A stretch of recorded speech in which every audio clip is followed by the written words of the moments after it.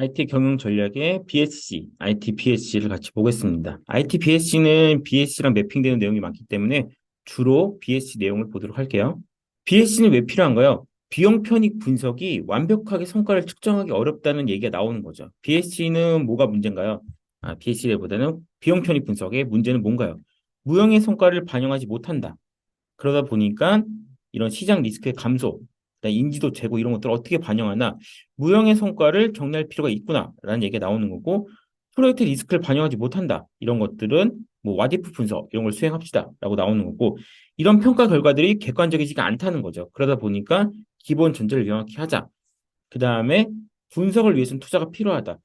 정량 분석하려면은 사업 평가를 통해서 많은 시간을 써야 되기 때문에 이런 것들이 결국 ROI 분석의 성과가 투자보다 훨씬 크다는 이런 결과가 나오게 되는 거죠. 그러니까 뭔가 재무적인 관점, 비용 편익 분석만 보기에는 다른 관점의 평가 기법도 필요하다는 게 이 BS의 필요성이라 볼 수가 있습니다. BS는 뭔가요? 재무적 관점, 고객 내부 프로세스, 학습과 성장 측면의 세 가지 비재무적 관점을 측정 가능한 핵심 지표, KPI죠.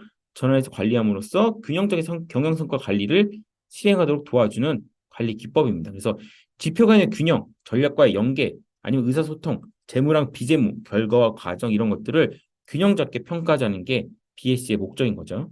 구조를 볼까요? BS에서 중요한 거는 이 학습과 성장 관점, 내부 프로세스, 고객 재무 관점이 서로 순환 구조로 연결되는 구조가 되어야 되는 겁니다. 이제 이 각각의 관점이 따로따로의 가치를 지향하는 것이 아니라 학습과 성장 관점 이런 거죠.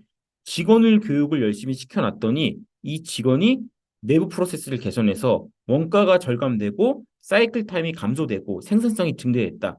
이 생산성의 증대는 곧 신제품의 출하 시기가 짧아지고 고객을 만족시킬 수 있고 가격을 절감하는 효과가 나오는 거죠.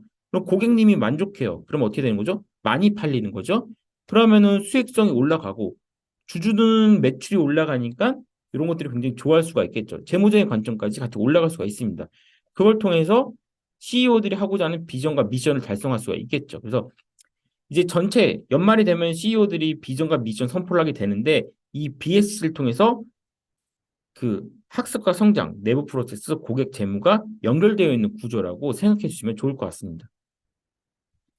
BSC 전략맵에 예시가 있죠. 볼까요? 학습 관점에서 서비스 친절, 교육 강화를 합니다. 그러면은 만족 지수 이수율이 올라가는 거고, 그러면 결국 프로세스 쪽에 보시면 신제품의 매출 비중이 늘어나고 불만 처리 소요 시간이 줄어들게 되는 거고 멤버십이 올라가게 되는 거겠죠. 그러다 보니까 고객 만족도 지수 CSI가 올라가게 됩니다. 이 CSI가 올라가면서 점유율도 올라가게 되는 거고 점유율은 곧 매출액의 증가율, 영업이익률도 올라가게 되는 이런 연결되는 구조로 갈 수가 있습니다. 이게 결국에는 조직의 목표를 달성하기 있게 해주는 근거가 되는 거죠.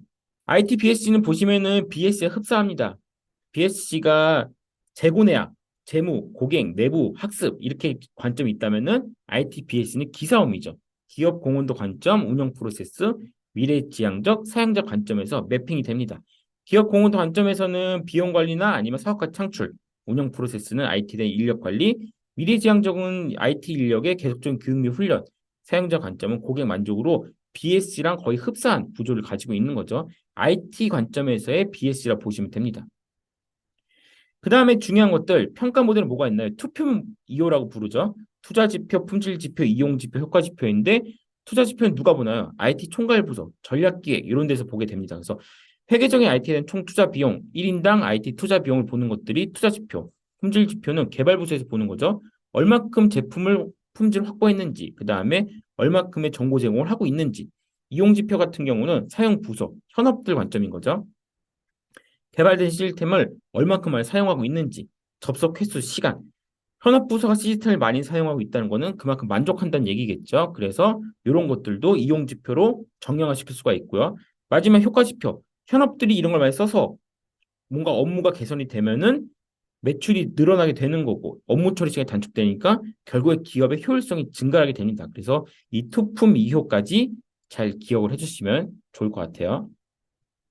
네, 이 BSC는 여기까지 하겠습니다.